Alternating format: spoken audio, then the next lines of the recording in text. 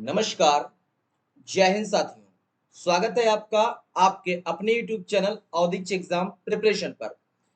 Friends, जैसा कि आप थंबनेल देख रहे हैं कि शब्द रूप याद करने की धांसू ट्रिक।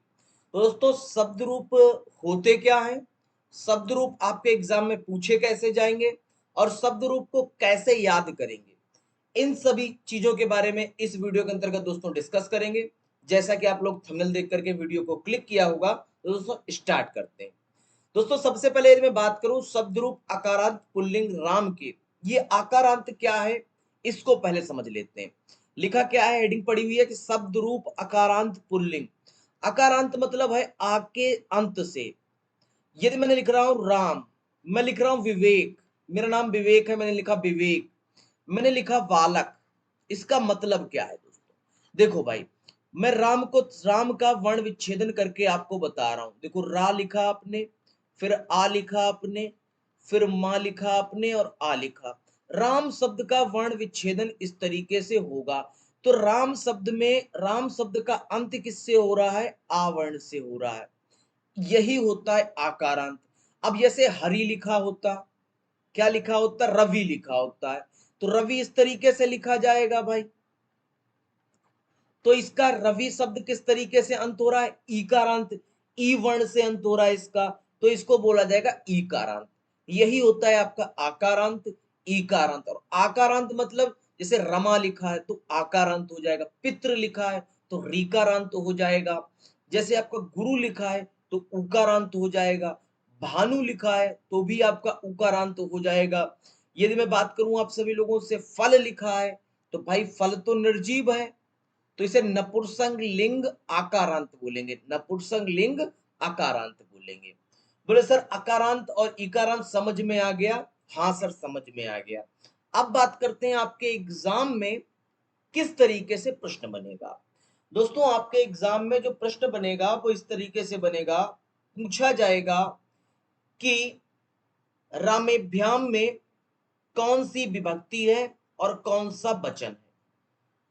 तो आपको बताना पड़ेगा, इनमें से चार ऑप्शन दिए होंगे, या लिखा होगा रामायण में कौन सी विभक्ति है, कौन सा वचन है।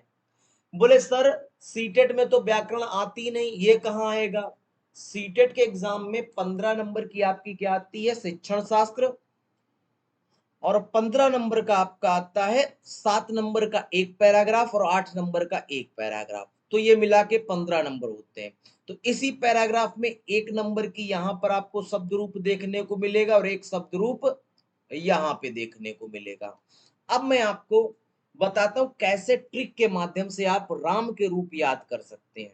यदि राम के रूप याद हो गए तो विवेक, बालक, सूर्य, जन आदि इन सब के याद हो जाएंगे आपको, क्योंकि जो भी अकारांत से होंगे वह सारे के सारे वर्ण आपको याद हो जाएंगे। देखो, रामः प्रथमा विभक्ति द्वितीया, तृतीया, चतुर्थी, पंचमी, पंचमी, षष्ठी, सप्तमी और संबोधन। रामः, रामम, रामेण, रामाय, रामात, रामस्य, रामे, हे राम।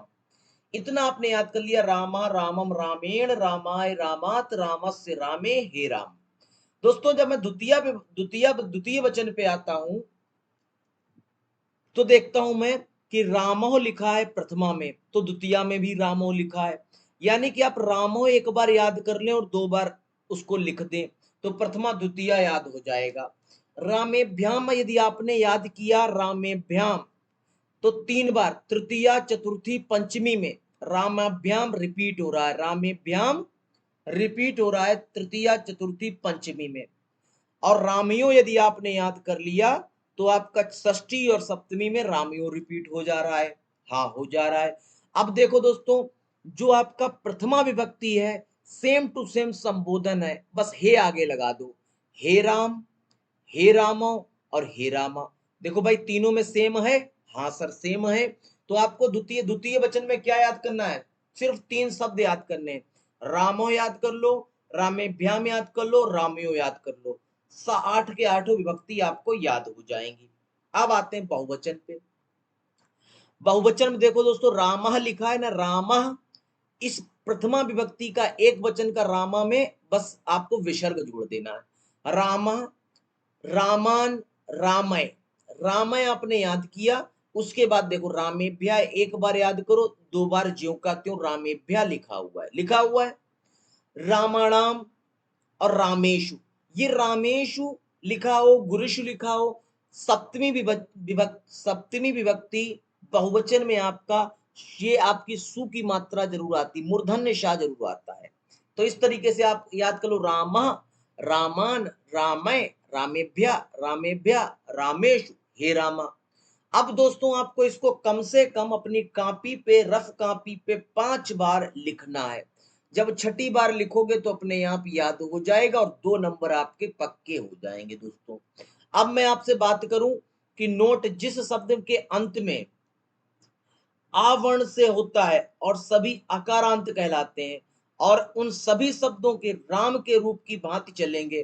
बालक का यदि होगा तो क्या हो जाएगा, बालकः, बालकम, बालकाय, बालकात, बालकस्य, बालके, हे बालक, बालकौ, बालकौ, बालकेभ्याम, बालकेभ्याम, बालकयो, बालकयो, हे बालकया। इस तरीके से आपके हो जाएंगे। यदि मैं दंत की बात करूं, सिंह की बात करूं, ईश्वर की बात करूं, सूर्य की बात करूं, जन की बात करूं, तो यानी कि अकारांत से जिस भी वर्ण का अंत अकारांत से हो रहा होगा, अकारांत से, तो वह आपका राम के रूप के आधार पर हो जाएगा। दोस्तों इसी तरीके से आपको राम के रूप, शब्द के, फल के रूप, हरि के रूप, गुरु के रूप, धातु रूप, संस्कृत शिक्षण शास्त्र, संस्कृत के प्रत्यय, संस्कृत के कारक, संस्कृत की संधि समास सीखना है। दोस्तों शाम 7:30 बजे डेली हमारी 10 से 15 मिनट की, मात्र 10 से 15 मिनट की वीडियो आती है, आप देखते रहो। 15 दिन आप सिर्फ ये 10 से 15 मिनट की वीडियो देख लो, संस्कृत में 30 में 30 आएंगे दोस्तों। साथ ही साथ दोस्तों आपको क्या करना है कि मैंने इसके लिए एक प्लेलिस्ट अलग से बना दी, जो भी आपकी क्लास मिस हो रही है प्लेलिस्ट में जाकर के देख लो। ठीक है, धन्यवाद, जय हिंद साथियों। मिलते हैं एक नेक्स्ट वीडियो के साथ, एक नेक्स्ट टॉपिक के साथ। 7:30 बजे का टाइम याद रखिएगा, 7:30 PM रोज रात में। धन्यवाद, जय हिंद साथियों।